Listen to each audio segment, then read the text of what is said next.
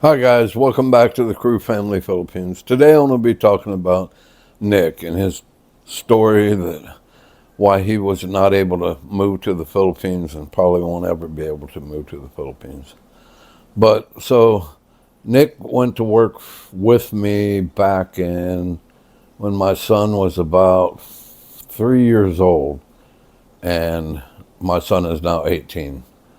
So Nick stuck with me for quite a while, and we did a lot of different things together. I had an office cleaning gig going at that time. I had that business for several years, even before I met him. I'm Monty Crew. Hi, and I'm Argel Crew. We're a married couple living in the Philippines. We will be covering topics about everyday life here in the Philippines. Tap that subscription button, tap that bell notification so you don't miss out on anything. And he worked with me in that. He worked with me in building fence. He worked with me in flipping houses and also for getting houses ready for new people to move into after an investor bought the property. So we had all those different things going. I was married at the time with my ex and my son that I had, Christian, and his half sister, Rachel, which I raised since she was like 7 months old. So anyway, Nick goes to work with me and we start talking, and I said, when I get older, I plan on retiring in the Philippines. And he said, wow, that's really cool. So he started looking into everything and then started watching videos and all kinds of stuff. And he goes, wow. After about a year, he came to me and he's like, hey, I really want to do that with you. Nick was 18 years younger than me. But I told him, if he wanted to do something like this, at his age now is the time to start planning for all of this. And this guy, he was like kind of like a son to me, he lived at my house and worked with me. And even when I was married to my ex, we had a big back porch. It was closed in and air conditioned and everything. So he had like a 12 by 30 apartment back there with everything from a stove, refrigerator, air conditioner, TV, you name it, everything was there. So he was a real good guy, except for he had a really bad past. His dad was an alcoholic. Supposedly his mother was an alcoholic, and he became an alcoholic. And it got so bad with them, they put him out when he was about the day he turned 18, his birthday. After that, they moved, and they didn't tell him where they moved to and wouldn't give him a phone number or anything. They were done with him because he was drinking and he was making havoc on their lives, and so they put him out. He moved to Florida, and after getting arrested a few times, he lived there as a homeless man. And after getting arrested a few times, he ended up going to work for an old buddy of mine, and he was doing any kind of landscaping and stuff like that, just, anything. So I hired the old man to do some landscaping for me, and Nick was out there, and he was just, hustling. He was out there. He had it was a 2.5 acre lot, and he had that thing cleared, and it was over my head. And he had it cleared within just 2 days. And the third day, they hauled everything away. And so a year or so later, the older man came to me and he said, hey, I'd like for you to take on Nick. And I said, what do you mean? He's like, well, I'm dying of cancer. I've got prostate cancer, and it's in its last stages. I'm not going to last too long, the doctor said. He said, could you take him in? I can't work anymore, and I can't drive around and stuff. I'm just too bad a shape. Can you take him in? And I said, yeah, I can work him. So that's when he came in there and started working with us. Now, he went through all this through my marriage, and not through the entire marriage, but 7 years of it. And then I got divorced. Well, that was a whirlwind because I had worked my behind off all day long, part of the night, cleaning office buildings, anything just to try to please my ex-wife so she wouldn't leave and take the kids. We were already living in separate rooms and all that by this time, but she always told me, if you make me move out, I'm going to take the kids and go to a homeless shelter. How would you like your kids living in a homeless shelter? Meanwhile, she was out running around with guys and not embarrassed to tell me about her flings or whatever, which really went over well. So anyway, Nick watched all that happen and going through all that stuff, and we got divorced, and buddy, she took me to the cleaners. I mean, I was just an idiot.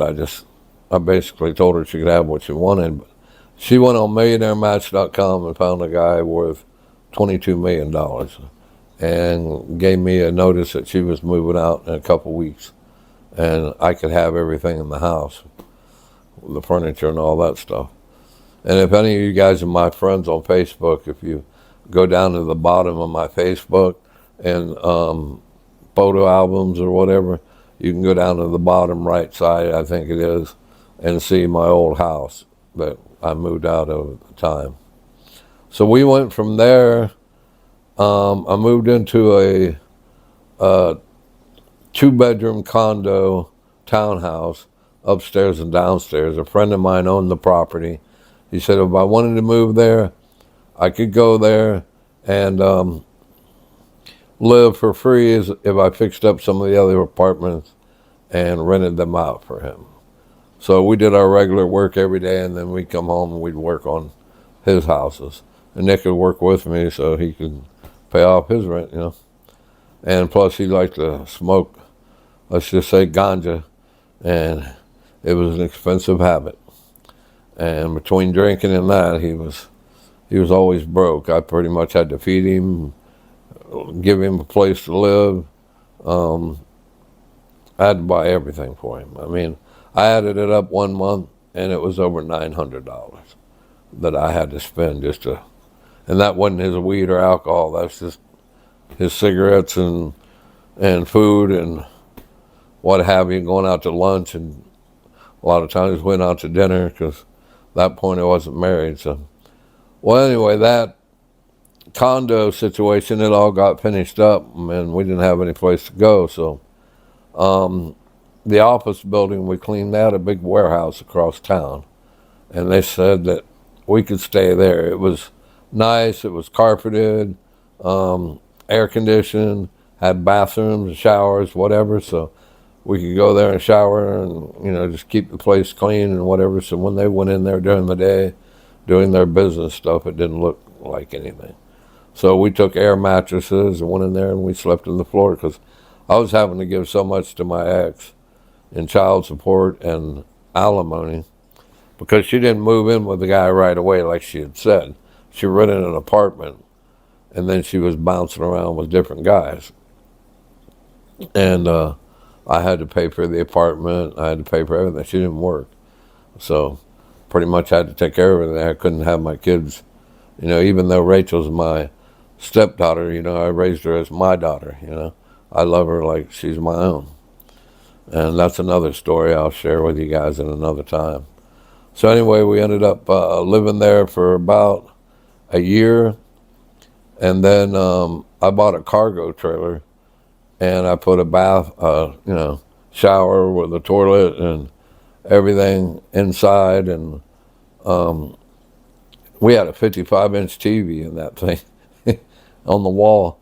And I had a generator in the back of my truck, one of those quiet ones, and I had it locked and chained into the back of my bed of my truck. And we would just go around to different areas. You know, one night we'd sleep in Lowe's parking lot, the next night Home Depot parking lot, the next day, you know, Walmart, where, you know, just wherever. And then we had a couple places I knew where to park where we could just park, and we were out of everybody's way. It wasn't bothering anybody. There was no windows in the trailer, no nothing, so nobody knew what was going on unless a cop came by and got out of his car and heard the generator running, which happened a couple of times. But they were very nice about it and just told us to move on, and we did. And so anyway, we lived like that for, about another year, and that's when she decided they went to California and she wanted to get married. So we got the divorce pushed through and got all that settled. She moved to California, and my son was going to live with me, but I decided to let him go ahead and stay with her because they had plans on going to all these countries and stuff. I mean, the guys got money. I mean, they went to England and stayed in a castle. They went to Japan. They went all over the world, you know. So I won't get into too much of that. But anyway, back to Nick. Sorry about that. I was just trying to lead you into where all this went. And then, so then I saved up 10 grand in cash, went down and bought a fifth wheel camper. Then I put it into a place, and it was very nice. It was right on the lake. It was only $300 a month rent in Florida, in Orlando, and it was kind of centralized. It was off a place called Lee Road, and so I could travel pretty much to do my fence work anywhere in town, and it was close to downtown where we cleaned the office building. So anyway, so Nick started getting heavier and heavier into drinking, and when I moved there, all these years I'd been with Nick, I thought he was asexual. I didn't think that he wanted anybody because he just never acted like that. He was a manly man. He'd go out and build that fence, buddy. I don't know anybody better than him at that. I taught him from start to finish, and I taught him my way of doing it and the way I wanted it done. And he would make sure, and if anybody else was working on the job, he made sure that they did their job right. I mean, he was a tough guy, and he wasn't no bigger in a minute. I mean, but he just had that, I don't know if you want to call it little man syndrome or whatever, but I mean, he must have had a lot of fights when he was a kid because he wasn't nobody to mess with. He was scared to death of me. I don't know why, but he just always feared me because I guess I'm a lot bigger than him or whatever. I was pretty tough back then before I had the stroke and heart attack. And so anyway, so he was doing okay, but there was a bar right down the street. And he started going over there, and I'm like, he's never been a person to go to a bar. If he drank at home. If he smoked he smoked it at home. But unbeknownst to me, he came home one day and he told me, he said, I just got to be straight with you, Monty. I was straight about what? He said, I'm gay. I was like, what? I mean, you got an ex-girlfriend, you got a tattoo of her name on your arm, and I know the girl. I mean, I don't get it. He goes, well, I've always been that way, and that's part of the reason why I got thrown out of my house as a kid. My dad didn't like the idea. One, me drinking. Two, that he caught me kissing another boy in my room or something, or whatever they were doing, and he kicked him out of the house and said that was it, don't come back here. So, okay, so I got the full story after all these years he'd been there working with me and living with me, everything else, but he just never showed it, so I had no clue. And so he started going to that bar, and he ended up finding him a boyfriend there. And that guy was in his 60s. He had a pacemaker and only had I forget, it was only he claimed it was only 22% of his heart was working. Maybe that's true, maybe not, I don't know. He was kind of full of crap too. So Nick he was a great worker. He was a good guy to have around. He was Johnny on the spot. My ex told me afterwards, that after I found out, he was gay, which that's his business. But my ex said, I think he stuck with you and was loyal with you all these years, Monty, because he thought that eventually he would be able to win your heart and you would be gay with him. And I was like, well, that never was going to happen, never is going to happen. That's not even in the universe. Anyway, so him and this old man start living together, and this whole time he had me saving money for him every month for years. Even though I spent a lot of money on him, I'd put the money in the bank because the guy was, you can't find a harder worker. So he goes into he just comes home one day and he tells me, he said, I'm going to move in with my boyfriend. I was like, Nick, you know, I've always been around you and kept you out of trouble. And I really don't think that's a good idea, but you're a grown man. You do what you want to do. I can't stop you from being happy. You go do it. So him and the old man started drinking and fighting and whatever. And it got real bad one night, I guess. The old man had blocked him into the kitchen. He couldn't get out. He had electronic door locks that he could speak to the whatever speaker he had in the house and lock them, and you couldn't get them open unless he said unlock them. So the house was locked up. He couldn't get out, stuck in the kitchen, and he's told me, he said, I felt like a rat that was cornered and I just couldn't get out. And the old man hit him with a chair in the kitchen when he tried to come out. He hit him across the back with a chair. So Nick grabbed a kitchen knife and stuck it in him about that part, which that's still serious, and it was close to his heart and his pacemaker. And so he spoke to the speaker and called the police. The police came. Nick couldn't get out of the house until the old guy, he was getting ready to bust the window out, and the cops came within, like, they were there, like they were parked around the corner. And maybe they were already yelling and fighting, so somebody else had already called them. They were close by. So anyway, Nick gets arrested and he goes to jail. And the old man wants to have nothing to do with him. He wants him put away. So he was facing 15 years.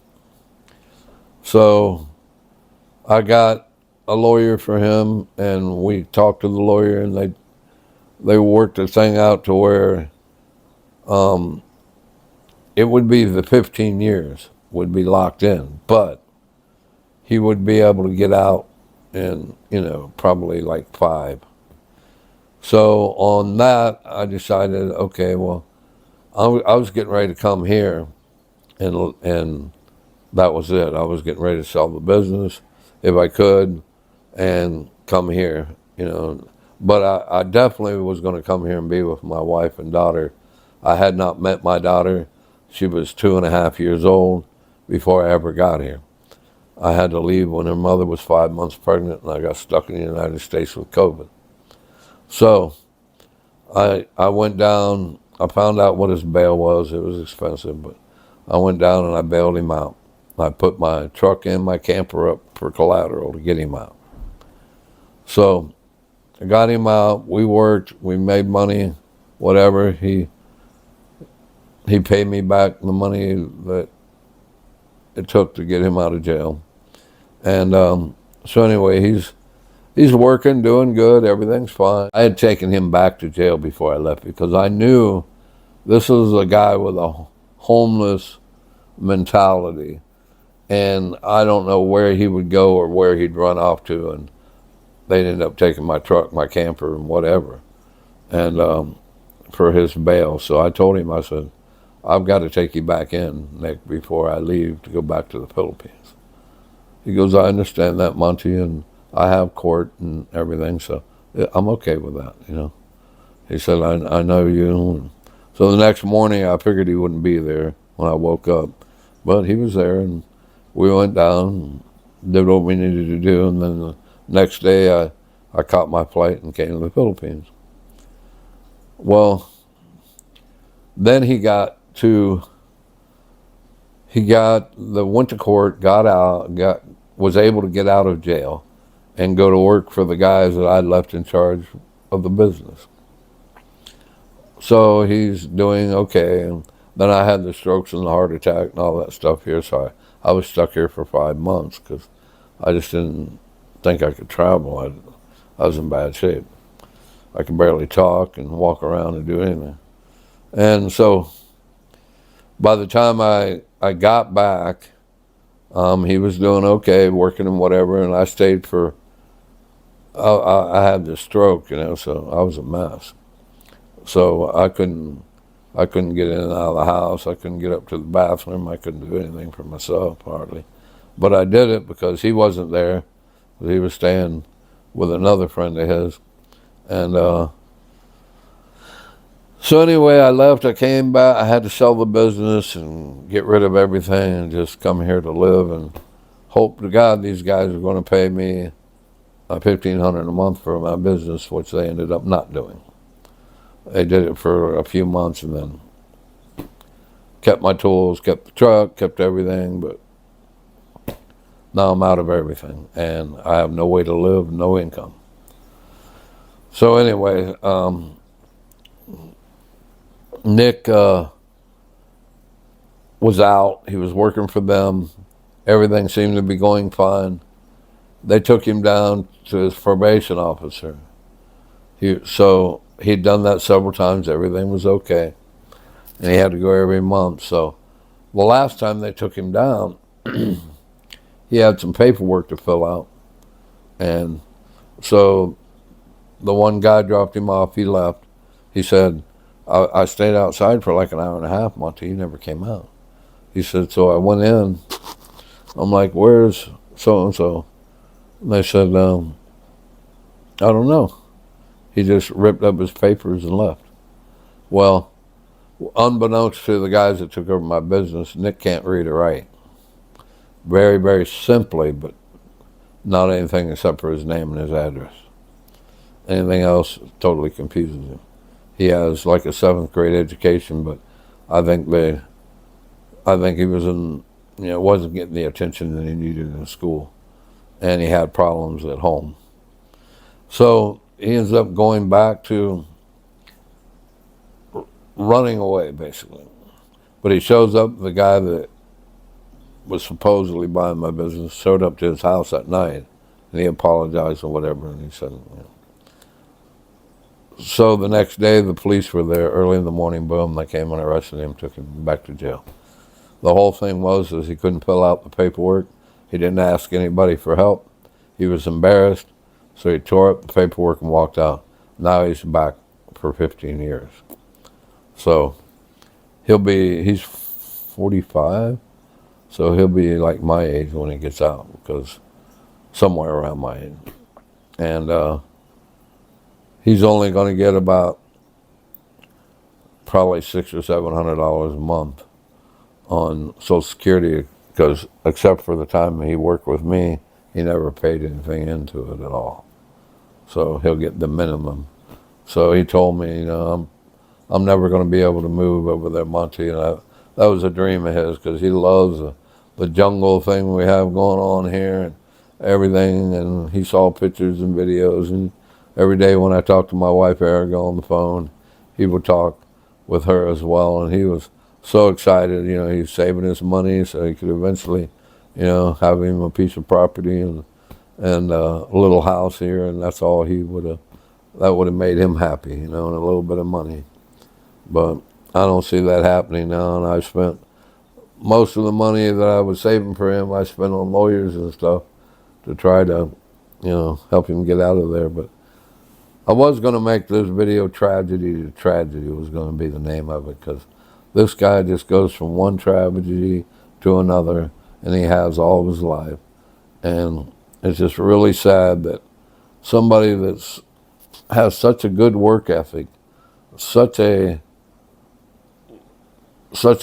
good, loyal personality. I mean, this guy, I could have asked him to do almost anything, and he would have done it. He was, and it wasn't like when we got home and the truck needed to be washed or this needed to be. I never had to ask him. He just went and did it.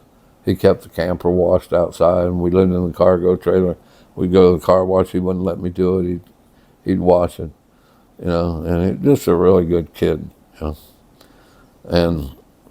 But as soon as he got off work and he got home and he knew he didn't have any responsibilities or didn't have to go to work the next day, he was trash drunk. I mean, drunker than a monkey the whole time. And he just couldn't give it up. And that's been his problem his whole life. And that's why, one, he had other felonies that he'd been arrested for when he was younger. He had a B&E. he was already going to have problems, you know, coming over here. But you can come over here if you have a felony, as long as you know, everything, you paid off all your restitution, done all your stuff. You can get your passport and come on over. But he told me he's never going to be, you know, by the time he gets out, maybe he'll get out on good behavior or something.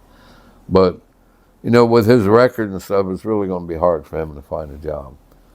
So, you know, maybe if some of you younger guys are watching, if you're around 7 to 15 years from now or whenever he gets out, maybe you can give him a job, because he is an astounding worker, but just he's got problems and you'd have to deal with that. Anyway, I won't go on jabbering on all day, but figure this might be something interesting to look at. And I hope if you take anything out of this, if you're a younger person and you're under 50 years old, save your money and, you know, start making things happen towards coming over here, not waiting like I did for the last minute. And then now I'm stuck with no income, and my Social Security starts in November, but right now there's nothing coming in, and there's no savings, there's no nothing. So we've had help from our friends and stuff, and that's the only way we're surviving, and a little bit of money we're getting from YouTube. So thank you guys so much for watching and supporting us. I thank you from the bottom of my heart for everything you guys do for us, and I hope this story was inspiring, and I hope it will convince some younger guys they need to get their ducks in a row, you know, and have money put back. You know, I'll just add this to the end. Make sure that you're with a good woman, or that you have a good friend that's Filipino, that the land can go in their name and you can trust them. And I mean, that takes time to develop a relationship with someone where you can trust them with something as big as a house and property, because they can literally sell that property out from underneath you, because they own the majority. They own all of it, actually. And you can lease it back and you can do whatever, but they can still fight that. And it can be a total mess for you. But if you're going to do that, make sure that you do get that lease from them, so that in that same transaction, when you're buying that property, I'm not a lawyer, and I'm just telling you what a lawyer told me. In that same transaction, you buy the property, you lease it back from them, all in the same little group there. Make sure you do that and cover yourself, because you can't control what somebody else thinks, and you don't know what's in their mind. You can't read their mind, and you can go by what you see, but just be careful. That's all I can say.